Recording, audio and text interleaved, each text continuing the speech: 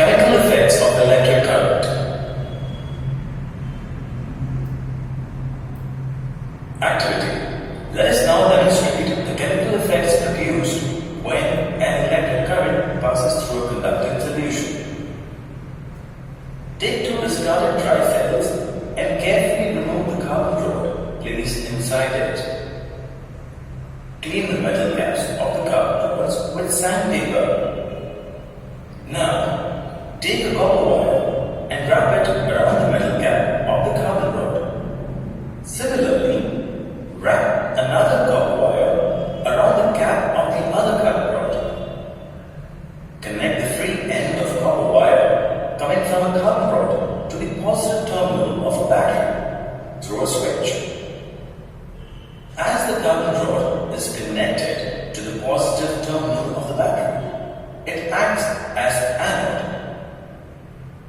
Connect the free end of the wire coming from another carbon rod to the negative terminal of the battery. This carbon rod acts as cathode, as it is connected to the negative terminal of the battery. These two carbon rods act as electrodes.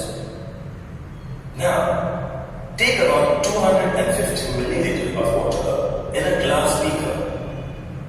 To make the water more conducting, add a teaspoonful of salt to it. Now, immerse the electrodes in the beaker. Make sure that the level is below the metal caps of the carbon rods. Now, pass an electric current by closing the switch. Wait for 4 to 5 minutes and observe the electrodes carefully. You will notice the bubbles of gases being formed near the carbon electrodes.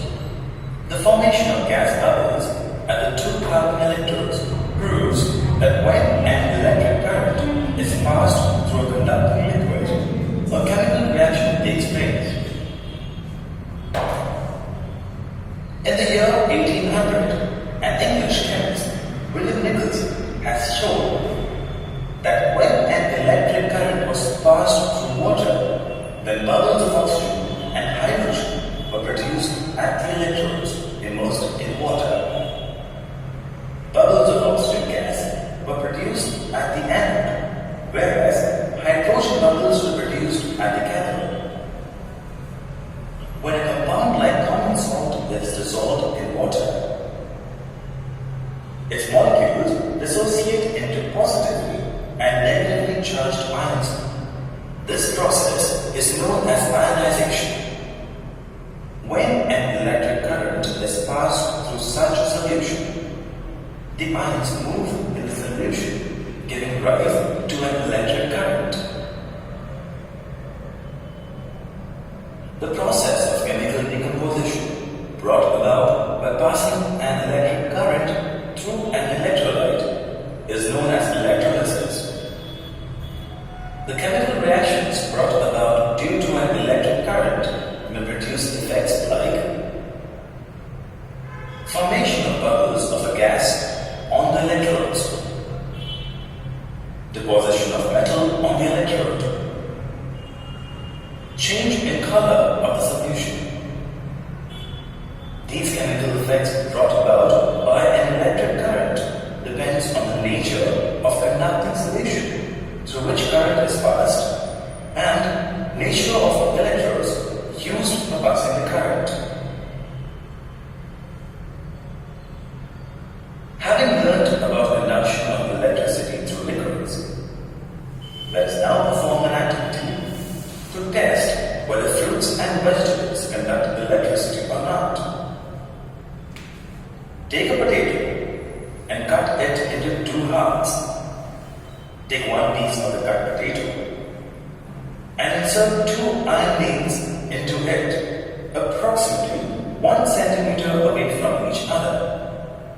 Now, connect the free ends of the tester to the iron nails through clips. Our electric circuit is set up.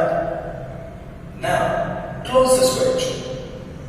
What do you observe? You observe a deflection in the magnetic needle. Let the current pass through the potato for half an hour.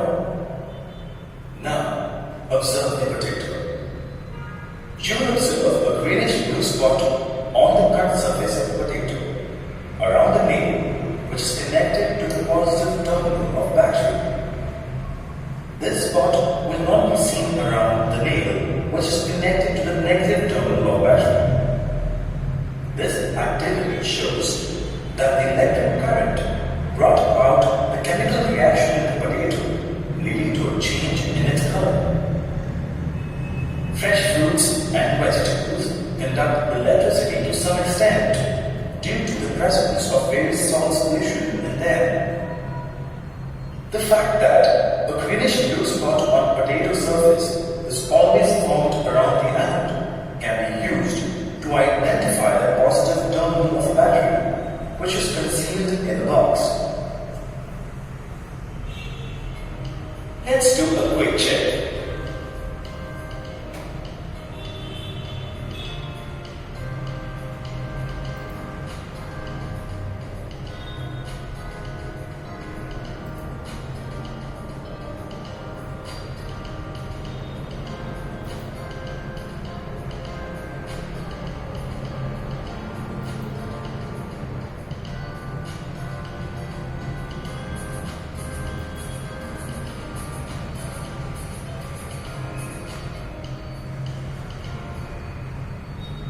Application of chemical effects of electric current.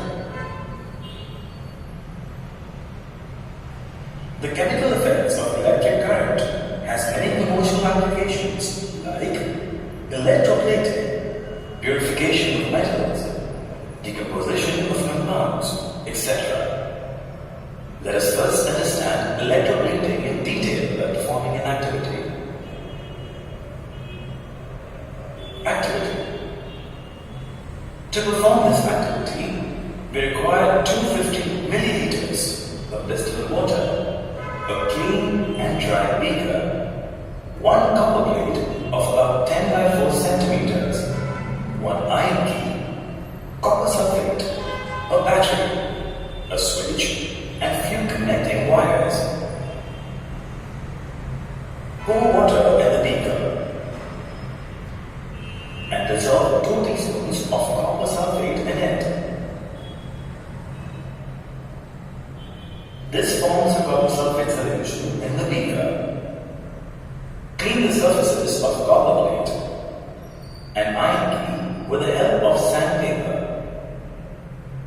Now, wash them with water and dry them. Connect one copper plate to the positive terminal of the battery through the switch. This plate acts as anode. Connect the iron key to the negative terminal of the battery. The iron key acts as cathode. Now, immerse the copper plate and iron key in the beaker. Close the switch. Let the current pass for about 15 minutes. Now, open the switch and remove the electrodes from the copper sulfate solution. What do you observe? You observe a coating of shiny reddish layer of copper metal all over the surface of iron key. The process of depositing a thin layer of desired metal over another metal object with the help of electric current is called electroplating. The metals commonly used for electroplating are chromium, nickel, gold, silver, tin, and zinc. Let us see the uses of these metals in electroplating. Chromium has a shiny appearance and it does not corrode. Bathroom fittings, car grills, LPG stoves, bicycle bells, and its handlebars, etc. are chromium plated. Chromium metal, however, is very expensive. Thus, if an object is entirely made out of chromium, it will not be economical. Hence, cheaper metals like steel or iron are used, and a thin coating of chromium is then given to the object. such chromium-coated object comes from exposure of moist air, the object will not get corroded. Jewelry makers electrocute silver or gold on ornaments made of less expensive metals like copper. Thus, such electroplated ornaments are less expensive than silver and gold ornaments, but still give the same look. Tin cans, which we use for storing food, are actually made of iron and then electroplated by tin. It is because tin is less reactive than iron. Also, tin does not corrode, and being non-poisonous, it is used for electroplating. Iron metal is exclusively used for providing strength in bridges and automobiles. However, iron when exposed to moist air tends to corrode and rust. Thus, zinc coating is given on iron objects. Extraction of metals from the ores. Certain metals are extracted from their naturally occurring compounds called ores.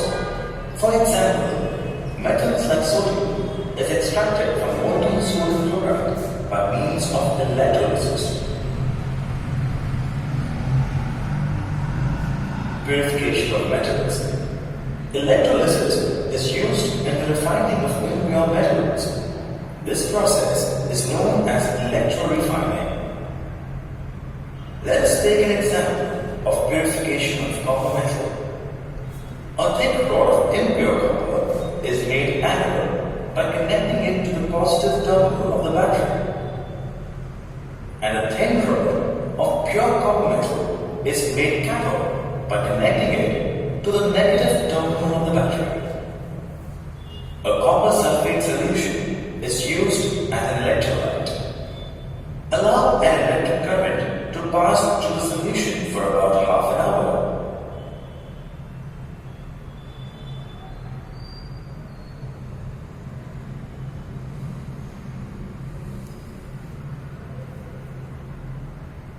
It is observed that the anode goes on becoming thinner, whereas the cathode goes on becoming thicker. This is because the impure copper metal, that is, the anode, goes on dissolving in the solution.